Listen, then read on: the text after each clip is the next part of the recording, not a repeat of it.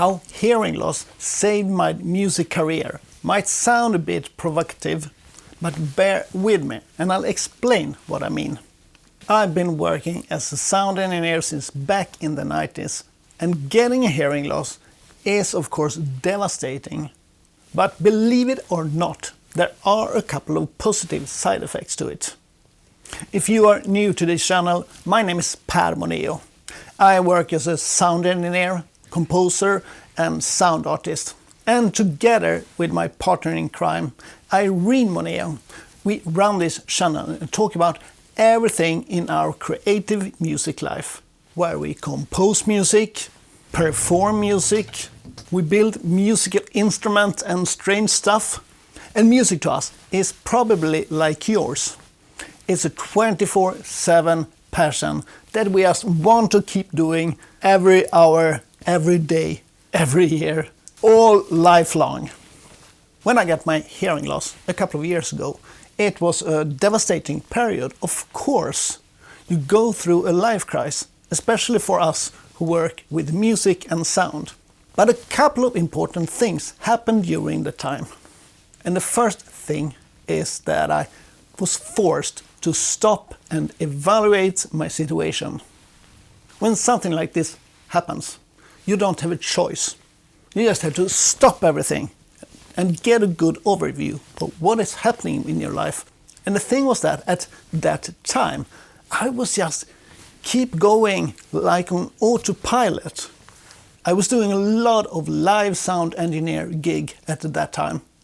And the jobs, they just came one after another and everything just kept rolling.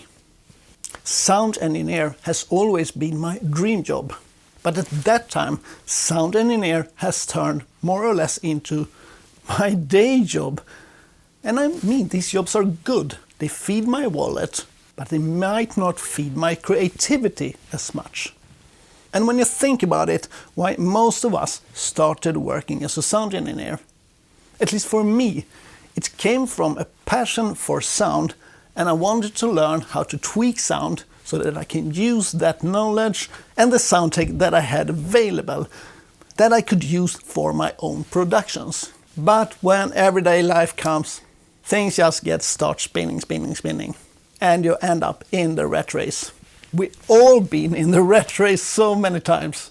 So the first positive effect with getting a hearing loss was that I just stopped and had to evaluate my situation.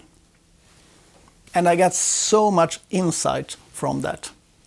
And one thing that I forced to learn when getting hearing loss, I managed to find ways to work around it. I could get back into my job as a sound engineer, using computer systems to visualize the sound that I was working with, which you can see in the video. I linked to it somewhere here. But to learn to do live sound in different ways also forced me to say no to a bunch of jobs. I can't do all the jobs that I could do before. I can't do very loud gigs nowadays. At the moment, I have not been working with a live drum kit on a stage, for example. But there are so many other gigs that I actually can work. So the second thing that I learned was to don't say yes to every job opportunity. Yeah, this is a big one. Because earlier I didn't say no to any gig at all. I did them all. And that's also when you end up in the rat race. Today I'm so much more selective to what I do and what I don't do. For example, I can't be in situations with extreme stress. Stress is what many gigs are about. And when I started to form the rules for myself of what I would accept and not accept, you start to understand that this is such a crazy business. One rule I set up was that no more 16 hours workday. I mean, who in any other business would accept 16-hour workday as a normal working day? And that's what it looks like in the music business. It's crazy. But at this time, no more 16 hours workday for me. And then when I wrote that down, it just felt so good. Why can't I have an 8-hour workday like everyone else? And I mean, of course, some gigs you have to stretch this a bit. But the thing is that all these crazy gigs, these kind of festival gigs, building stage early in the morning, doing sound check, lots of gigs the whole day until the night, and then tear the stage down with the same persons that came in the morning. These gigs I say no to at this point. So when not doing these crazy 16 hours a day anymore, I get more time to create my own music, to create my own sound art. We get more time to spend with Irene and Elon. Quality family time. Isn't that what life is all about? Quality family time. I'm so grateful that I made this move. I was very open about my needs, and I tell my colleagues about my hearing issues, what I can do and what I can't do. And you know what? I even got a couple of more gigs just because of my situation with my hearing loss.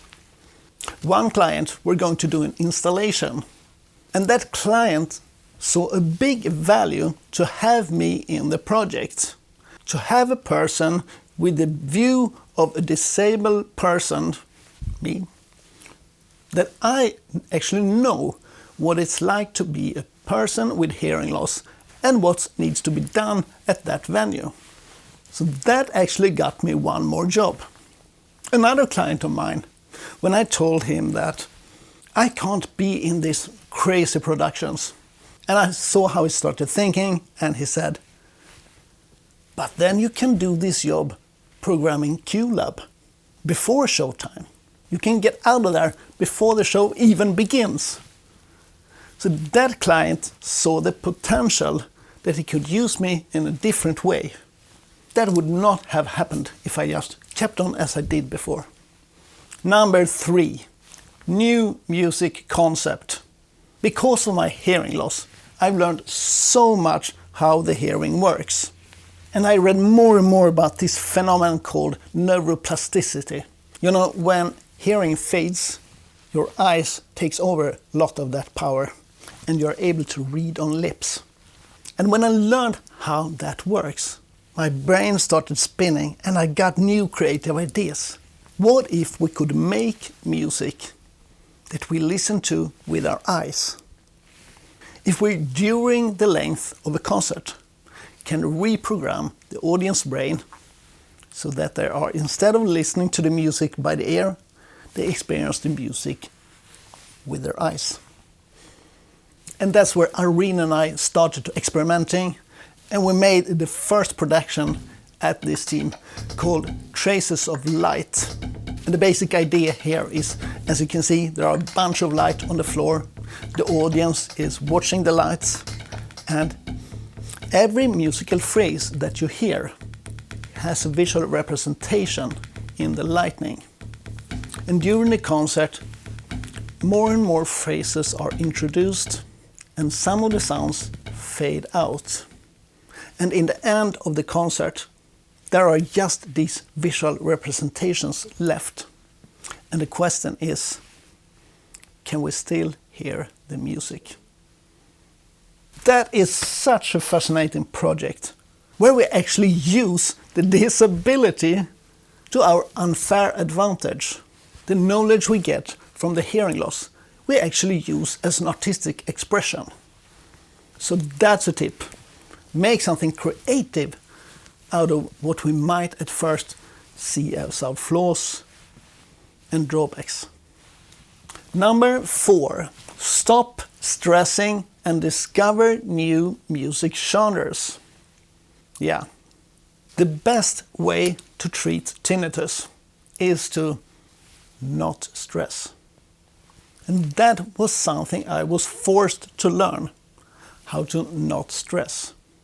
I picked up my yoga practice, my meditation practice, and I started to visit different kinds of meditative, sound-related practices. Irene and I have visited so many inspiring kinds of sound therapy. For example, gong baths. A room full of gongs, just producing vibrations. You lie there on your mat, relaxing, and just feel the vibrations in your body. Or sound baths with crystal singing bowls that produce this super clear sound, almost like sinus waves. They just touch your body in such a different way. It's like musical soundscape just floating all over the audience. And you just lay there on your yoga mat and let the sound just all over you. That is how we should listen to music all the time. And we're so fascinated about this that we have been starting to experimenting with sound baths ourselves with the instrument we have at hand. And we've been doing that for over a year now. And we started a small channel called Moneeo Sound Bath, which is our sonic lab when it comes to meditative and relaxing music and sound. I put a link here below. And this is something we need to talk about more in the future, because we have so many ideas and we have things coming. So if you haven't already, this is a good time to hit that subscribe button, that like button, and write in the comments. Number 5, with hearing loss, I've got hearing aids. And the thing with hearing aids is that they are supposed to upgrade every 4 years. So every 4 years, I will have a brand new calibrated ears, kind of. And that idea is just so appealing that from now on I will be constantly monitoring my hearing so I exactly know what's going on. And every 4 years I get a total upgrade on my hearing aids, which keeps my hearing updated constantly. And to be honest, for you guys who don't have hearing aids, I feel a bit sorry for you. You have to keep dragging with your old ears year out, year in, every day the same, when in fact we who are having hearing aids get an upgrade every 4th year. So if you think that you would need hearing aid but not have made the step yet, I can just say, do it!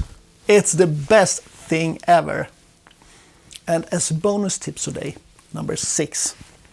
When you're going through hearing loss for the first time and that you think about that, okay, my high frequencies are fading.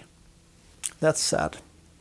But at the same time, I feel so grateful.